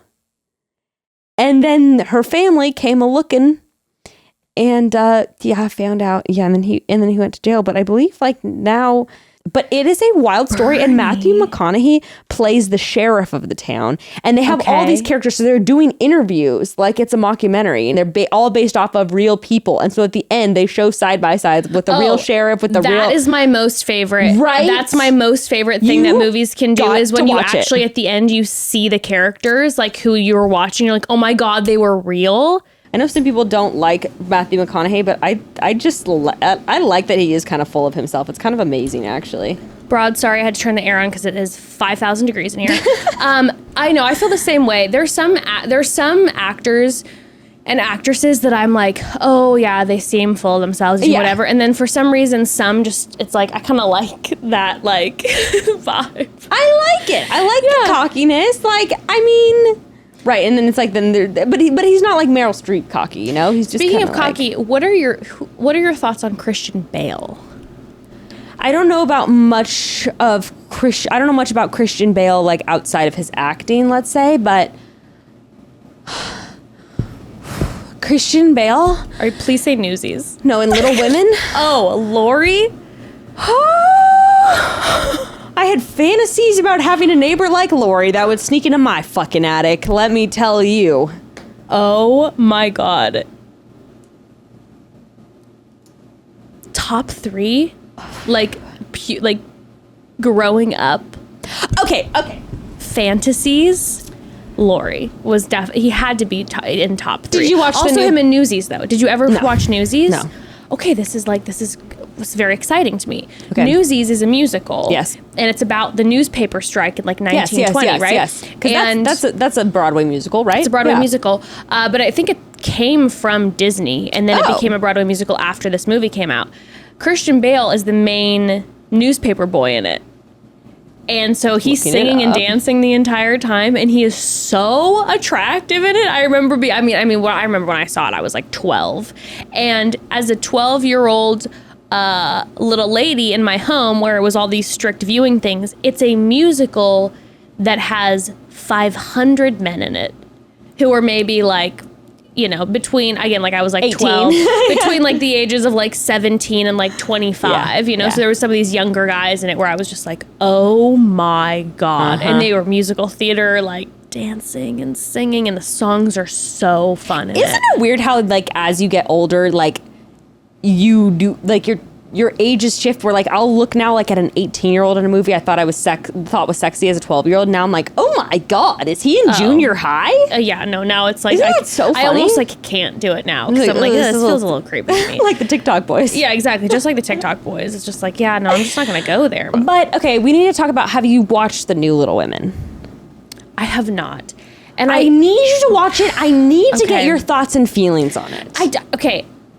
You're gonna revolt. You're gonna. No, but that's why I haven't watched it, because I know it's gonna get me so mad because I'm so attached to the old one. Yes, I am very sentimental about it as well. It's the casting of the old movie, the pace of the old movie.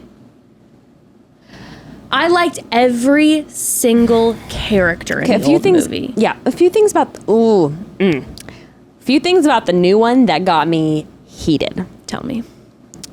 I'm going to go off for a second. I already talked about it on my Instagram after I watched it because I was like, there's some things like I just have to.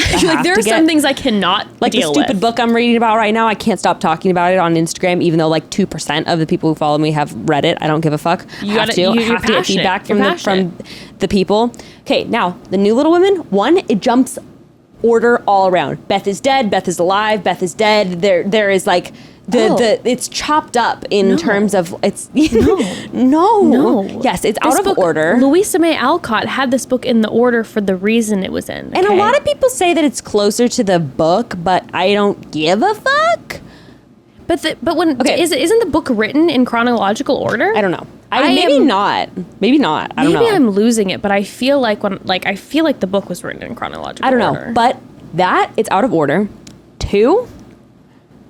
The performance of Beth, I did not give a fuck when she died in the new movie. Really? You were not. Jess, she was no when Claire you Danes. Watch it, you'll be like, and I should care why? Mm-hmm. Claire Danes gives the most heart-wrenching performance. That Beth performance from Claire Danes is... I'm not afraid to die. I have never been strong like you, Joe. And she just like... Oh, and then Winona Ryder just sobbing over her. Laying with her sister in bed, holding her. Wow, what a performance. That scene is so good. So, yeah, don't give a fuck about Beth. Also, Jess, this would make you livid. You would be, I know we're on the same page with all this. Amy is the same actress all throughout, AKA... You have, like, the 22-year-old character playing the 13-year-old, throwing the fit, when she throws Joe's book into the fire. And you're like, why is this 18-year-old throwing a tantrum like she's 7? Like... Oh, no. Listen, the reason that I did ultimately come to love Amy at the end was because it was 2 different people. Kirsten Dunst killed the role. Killed it. Amazing young Amy. And then I don't remember the actress's name. She's the older actress. I feel like good. See, I liked her a lot because I felt like it felt real to me. Like the little sister who's... Yes, because she was a little bit like, you could tell she would like almost have these outbursts, but then she was so all about poise because of Aunt March, and everything was just so perfect. Yeah. That it felt real to me. Now, here is the thing that is better about the new movie. Okay. Even though I stand Christian Bale, Timothy Chalamet, whatever his name is. Yeah, I never know how to say his last name. Chalamet? Chalamet? Yeah. I don't know. This is what's better about the new movie. It explains more of Amy and Teddy's relationship. Okay. Laurie's relationship, whatever you want to call them. It makes sense. Like, you see this kind of like banter, and it also makes it not creepy because they seem closer in age. Because I have to say, in the old one, when Christian Bale is taking Kirsten Dunst, and she's like, I hope you're my kiss if I die, or whatever. You're like, that's weird. She's like 13. Or also the way it always seemed in the old movie was like, he's settling for her. He really wanted to be with Joe after all. Yes. But people are saying that in the book, in the new movie, like, there really is something special between Laurie and Amy, and he was never supposed to be with Joe. It was never supposed to work out. And she was like the tumultuous, passionate one, and then like Amy and him had a special connection. Yes, and that's the thing that like does make more sense, because like in the old movie, you kind of get the sense of like, to me, and I know like you probably loved it, just knowing you. At the end when she gets with the other writer, Joe does. Are you talking about the professor? Yes, professor. You know I love the professor. Of course. Yeah. I was just kind of like, I always had this sense of like Joe and Laurie are supposed to be together. But in the new movie, it makes a lot more sense. But also the professor is cast much younger in the new movie. Oh, okay. Which is also unpopular opinion. Laura Dern plays Mother or Marmee in the new one. No. Just Susan Sarandon. You couldn't get it. She was perfect. Laura Dern in the new one is like this weird, like frivolous, like too playful. Like, come on, girls. Where Susan Sarandon was so like grounded and so like she was love. Marmee. Yeah, Marmee. Safe home. Anyway, like say girls, and they would all like come to her feet. Like that was very much the energy. Mommy. Like her little puppies. Anyway, so that's my review of Little Women. And you should watch it because I want to hear your thoughts. I need to watch it. It's like I said, it's because I know these types of movies anger me. It's the same way that I felt about when they did the Les Mis movie, and I'm obsessed with the non-musical version with Liam Neeson in it. I love the play, but I also love then this movie with Liam Neeson. It is so damn good. I never actually seen that one. Speaking of Claire Danes, another incredible Claire Danes performance. Okay, gotta see it now. I am a Claire Danes stan. Girl, the acting in Les Mis, that movie holds up still. She to me is one of the she's incredible. Is phenomenal. She is so good in this movie. Okay. So I knew I'm not going to watch the Les Mis musical. You know, I sat next to her down on the plane for 5 hours, right? To New York. I know. Oh, yeah. Did he say my daughter and did he give your number? No. But he gave me his bread recipe. Close enough. So. But that's why I wouldn't see that. My other one that I felt very passionately about, which is the most unpopular opinion, because number one, no one has seen the original. Unless you're 100. And number two, everyone loves this movie. Everyone loves Pride and Prejudice. Listen up. You talking about the BBC version, honey? No, I'm not even talking about the BBC version, which the BBC version, that one's good, right? It's very good, but okay. I am emotionally attached to the 1940s version. You have told me this. 1940s version of Pride and Prejudice. Laurence Olivier, who is so gorgeous, and Greer Garson. Sir Laurence Olivier. My bad. I saw that when I was so young, and that is one of those movies that made me feel that carried me through a year of romance as a young child, where you're all I could think about is their romantic moments together, and it's very much. Is it as long as the BBC? No, one? that's the thing. It's an hour and 30 minutes. It's the baby condensed version. So that's why I can't even compare the BBC, because the BBC movie or the BBC is 1940 is 8 hours long. Oh yes, right. So that they're basically just doing the exact. That's the book. But I can't compare that to the other Pride and Prejudices. But the Pride and Prejudice with Keira Knightley is the same length as the original movie. I don't like Keira Knightley. Really? Okay, so I like Keira Knightley. You're not a fan. She does this stupid thing with her mouth when she talks. Well, what's her face? The one girl on Instagram does the best impression of her ever. Caitlin Riley. Oh my God. She does the most fantastic Keira Knightley, which she goes, I would like to thank the Academy. And, the way that she breathes or whatever.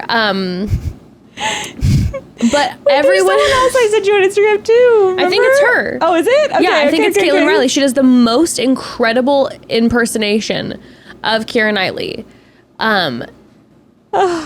But everyone loves the new Pride and Prejudice. Oh man, I don't like it because it's not that movie, and I don't like who they cast as Mr. Darcy. He's boring. Okay, he's super just whatever you say, and there's no expression. And in the book, he's supposed to be cocky. He's not supposed to be so... Well, I'm actually, you know what? I'm saying this, and maybe I'm wrong. Maybe in the book, he was supposed to be more dull. But I liked him as a cocky, son of a bitch. See, Colin Firth is in the BBC. That's why I like it. I love Colin Firth. Oh, yes, and Colin Firth is fantastic. Love him. And he's also in Sense and Sensibility. Yes, he is. And Colin Firth is a fantastic Mr. Darcy, because he has like he'll have those like dull moments, but they have the cockiness to how dull he is, right? Rupert Friend, though, as Mr. Wickham. I'm a big fan of Rupert Friend. I liked him as Mr. Wickham better than the Mr. Wickham in the original 1940s version. But for me, it's mostly Greer Garson and Laurence Olivier. Okay. And it was heavily, I thought... Who the fuck is Mr. Darcy? Oh yeah, Matthew McFadden? Like, who even... No. He just had no facial expression, and he was always so like... And Elizabeth is so vivacious and so powerful. And then he's just kind of there. And I get that he's supposed to be I don't know, like... But in the original one, she was vivacious, and he would piss her off all the time, and it was just like, I don't know, it was just a thing. Now, you have seen Sense and Sensibility, correct? Oh, of course. I mean, Emma Thompson, Kate Winslet, Hugh Grant, Alan Rickman, could you put together a better cast? And that was kind of what I was hoping for the Pride and Prejudice, and I didn't get. Now, cinematography, music, the score, gorgeous. Beautiful movie to watch. But it just wasn't the original. Just didn't hit the same. No. I know, and people were obsessed with it. I was like, no. It just wasn't it for me. Not for me. The ball scenes, I know that they were probably more true. The props were probably much more true to form and time, but I wanted it to be more elaborate.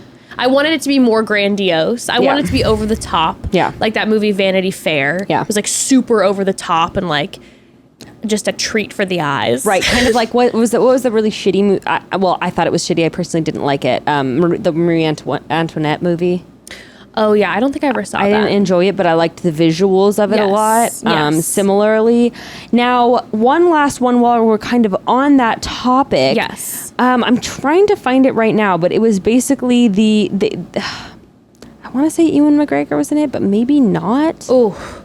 It was a big oof for Ewan McGregor. No, like in all the positive ways, big oof. I know exactly. I think Denzel Washington's in it too. Oh, another big oof.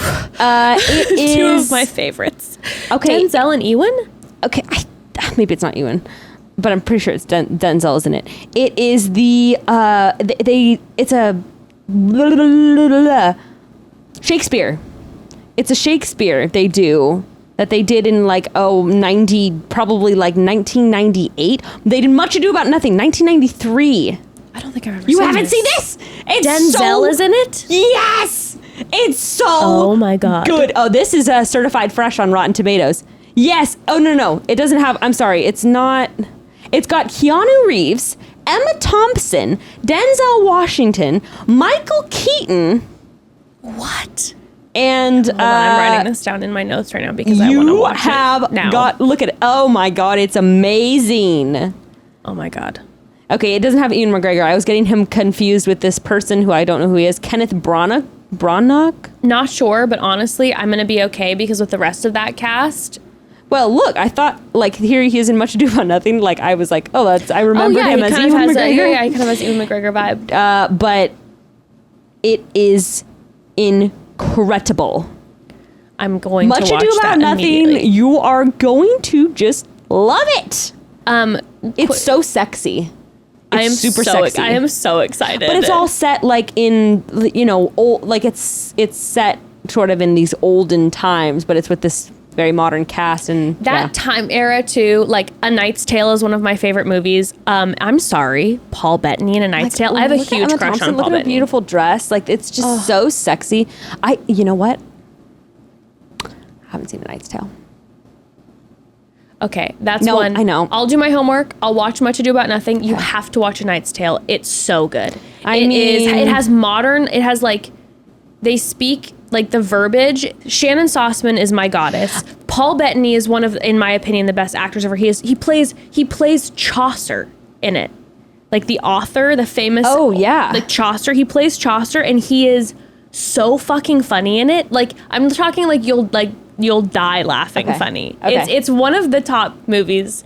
I would go between watching A Knight's Tale and Ever After. Oh. Okay, see, this is why I was only recently even introduced to Heath Ledger, as crazy as that sounds. I didn't watch 10 Things I Hate About You until like 3 years ago. One of the best movies. I mean, it's amazing. It's so good. Brokeback Mountain? Brokeback, are you kidding me? Jake and Heath? Oh my gosh.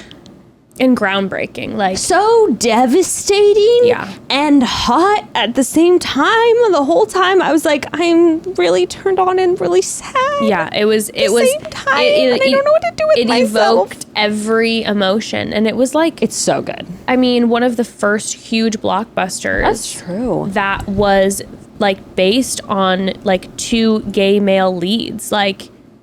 And especially like huge names at the time who were like, you know, the heartthrobs, Jake and Heath. And that was... I remember it was being talked about like in the news and stuff. It's Brokeback Mountain, Brokeback Mountain, Brokeback Mountain. I was pretty young. Wow, it was fantastic.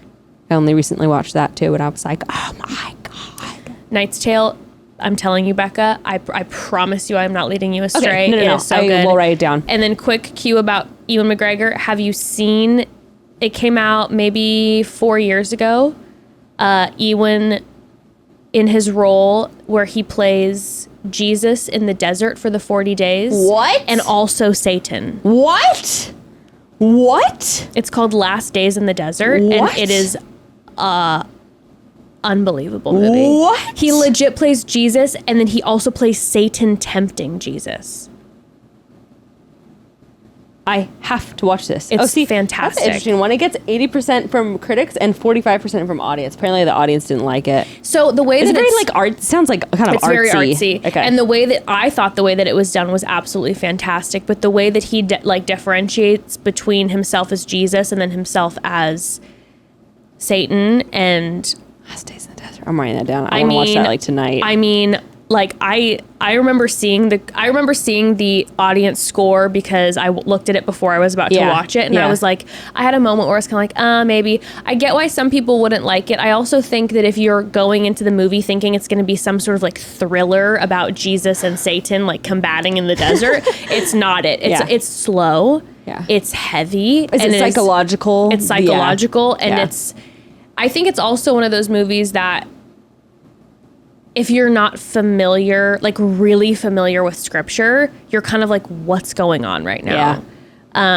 Versus like some other like, you know, biblical based movies, Sure. like for example, The Passion of the Christ, Sure. just like you watch it and it like paints the whole picture for you. This is kind of like, you need to know about a lot of scripture to really follow. And I'm fucking ready. And I heard Ewan interviewed afterwards about this, and it was unbelievable. Now, In fact, I think Rob Bell interviewed him. Really? After he did the movie. And it was really good, if I'm Whoa. thinking of the right interview. last movie I'm going to say, in case you haven't Say it, watched it, because Queen. it came to my mind. No, Brokeback Mountain is one of those. I always have movies that I'll like want to watch again and again, but then like anyone with me, like Grayson's like, no, I don't want to watch that again. I'm like, why would I want to watch that again? You know, another movie like that I always want to just watch again and again. Have you seen Y Tu Mama Tambien? No. I'm writing it down right now. Look it up. Y Tu Mama. Y Tu Mama Tambien? Yes. Okay. It is. I know you are going to love this movie. It's about these two best friends who are 17-year-old boys, and this woman who she basically finds out her boyfriend's cheating on her, and so she just decides to get away in a car with these two 17-year-old boys and drive across Mexico. Oh my God. And it's just amazing. I'm writing this down. I mean, what's this guy? I've seen this guy in other things before. What else is he in? I don't know how you pronounce it. I think it's Yael Garcia Bernal.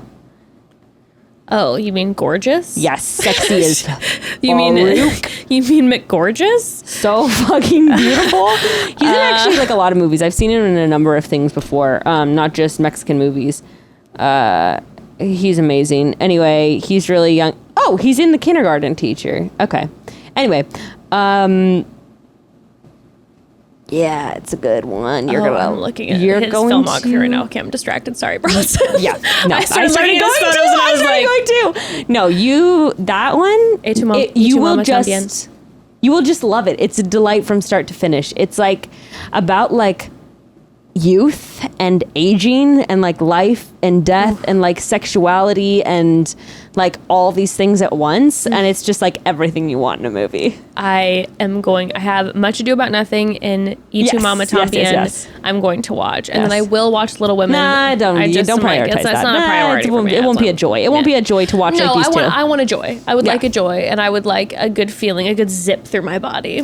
I will not answer this, but I want to hear your answer before we sign off. Favorite horror movie? I will not answer this. I will answer it just in the sake of time. It's just like, let's just hear your favorite. My favorite horror movie by a mile is The Strangers. It still scares me more than any other movie ever. First of all, I live for Liv Tyler. Okay. Love her. She's in this movie. Wow, I've never heard of this It is based off of a true story, and it is... Do you recommend it? Like, am I gonna just like piss my pants? I'm gonna be so scared. I highly recommend this movie, but I'm letting you know that you will be very scared. I don't like the picture. I don't like the picture. Inspired by true events. Yes, it is based on a true story, and it is so scary because I know we talk about how with the ghosty stuff. This is not spirit-based. This is like horror, and it is based on a true story, and I don't recommend it if you are maybe camping or if you live in a very secluded area. I don't recommend it if you're in like Joshua Tree. It's like be in a home in a cozy space where you are surrounded by other homes so that you don't have a full-blown panic attack when you watch it. The first time I saw it, I was with a girlfriend, and 30 minutes in, she walked out of the theater and she refused to come back in. So I had 10 minutes of horror by myself alone in the theater, and then she just never came back. So I went to go see her, and I didn't finish the movie because she was too scared to keep watching it. So then I made Evan come back with me, and I could barely sit through it because I was so scared. And it's still my favorite. But I don't like watching it because it scares me so much. It's one of those ones where I'm like, best horror movie, The Strangers, but I don't want to watch it with you because it's going to give me nightmares for like a month. World War Z gave me nightmares for months when I watched that one. Understandably so. I really like, even though this is like I feel like such a basic bitch one, I love The Conjuring. It's such a good movie. And really scary. Did you see that they have a new one coming out? No, but I saw Conjuring 2, and it was so good. Incredible. For a horror movie typically horror movie sequels can be it's kind of like, I don't know, so good. So I am so excited for this next movie coming out, and I think it's supposed to be out in like a couple weeks. Yeah, Conjuring 2, actually I might have even liked that one a little bit better than the first because you got a little more of the story and like the so good. Oh my god, we could go see it in theaters. Oh my god, let's go see it in theaters.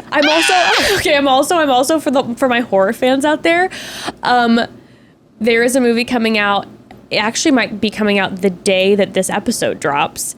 It is, I believe, the prequel. Maybe it's a sequel, but I believe it's the prequel to all the Saw movies. And it is with like... I've never seen any of the Saw movies. I didn't until, a couple months ago, and then I binged all of them.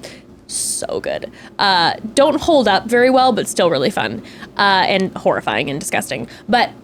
it's like a prequel or a sequel to Saw. It's called Spiral, and it is with Chris Rock, Samuel Jackson. The cast is stacked, and all the other Saw movies have never had huge actors in it. Interesting. So this is kind of like a big thing that like this Saw movie coming out is going to have these like huge actors in it. So so excited about that. I gotta see it in the theaters because we can't now. What's the one with Michael Myers or whatever? What's that movie called? Friday the 13th? Yeah. Did you ever see the original one of that? I recently watched that and I was like, oh, this is so good. Yeah. It's been a while, but I used to watch some. Those are fun around Halloween to watch. Like all those like Friday the 13th ones are so fun with friends. Totally. Yeah, I watched that one with friends and we really enjoyed it. A movie called another great horror movie. Okay, then we'll wrap. Yeah, I know. Forever. I'm just like, this week. Go. The Rental. Ooh. Is a fantastic horror movie. It is written and directed by Dave Franco. And it's one of those ones that I suggest to people who aren't horror movie, Like they're like, I can't handle horror. There are it just came out. Yes, and I think Rotten Tomatoes gave it some good scores. Did.